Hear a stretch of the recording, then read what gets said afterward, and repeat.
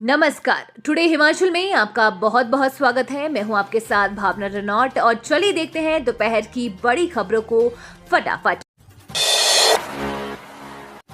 Awardee शिक्षकों को झटका, सरकार ने बदली सेवा विस्तार की पॉलिसी। सरकार ने अवार्डी शिक्षकों के सेवा विस्तार को लेकर नई पॉलिसी जारी कर दी है।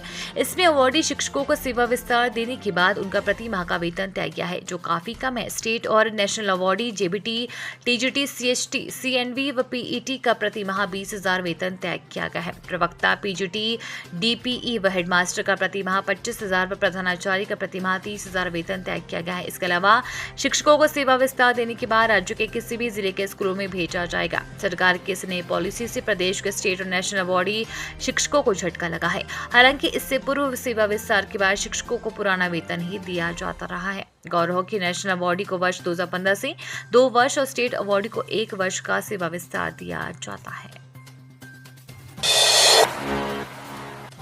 1844 आउटसोर्स कर्मियों को राहत, 30 सितंबर तक बढ़ाई सेवा अवधि। कोविड काल के दौरान प्रदेश के स्वास्थ्य संस्थानों में आउटसोर्स पर भर्ती किए गए 1844 कर्मचारियों की सेवाएं 30 सितंबर तक बढ़ा दी गई हैं।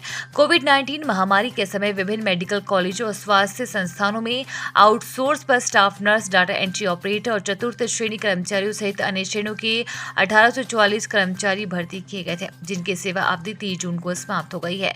सरकार ने इस अवधि को 1 जुलाई से 30 सितंबर तक बढ़ाने का निर्णय लिया है। इससे प्रदेश सरकार को लगभग 15 करोड़ रुपए अतिरिक्त वहन करने होंगे। मुख्यमंत्री सुखविंदर सिंह सुक्खू ने इसकी घोषणा की है। उल्लेखनीय है कि कोरोना महामारी के दौरान इन कर्मचारियों की तैनाती की गई है। प्रदेश भर के अस्पतालों और फील्ड में इनकी तैनाती की गई है। इनमें staff nurse, data entry operator, चतुर्थ श्रेणी कर्मचारियों के अलावा अन्य श्रेणी के कर्मी भी शामिल हैं।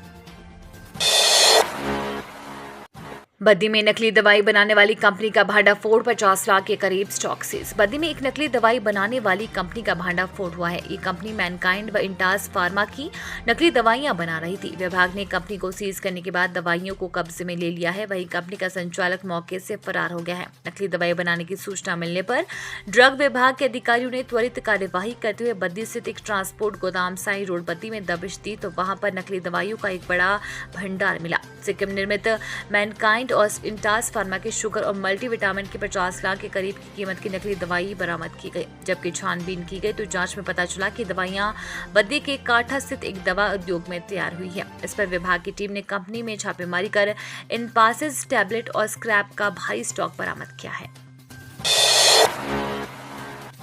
रोहड़ू में फटा बादल, कार बही, सराज में घर पर मलबा गिरने से युवक की मौत। ब्यास में एक और शव मिला। ऑरेंज अलर्ट के बीच रविवार को भी प्रदेश के कई इलाकों में बारिश से नुकसान हुआ है।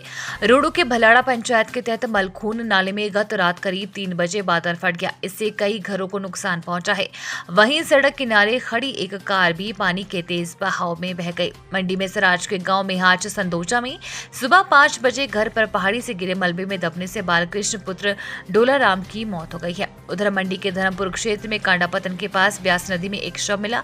मृतक कुल्लू जिले का रहने वाला था। उसकी बाजू पर राजकुमार नाम का टैटू था। कुल्लू के सड़ाबाई थाना में राजकुमार के गुम होने की रिपोर्ट दर्ज है। रोहड़ू में बादल फटने के बाद शिकड़ी खड्ड का जलस्तर बढ़ने से रोहड़ू बाजार के साथ समाला में खड्ड किनारे बनी झुग्गियों में पानी और मलबा घुसने से करीब 2 दर्जन परिवार प्रभावित हुए हैं।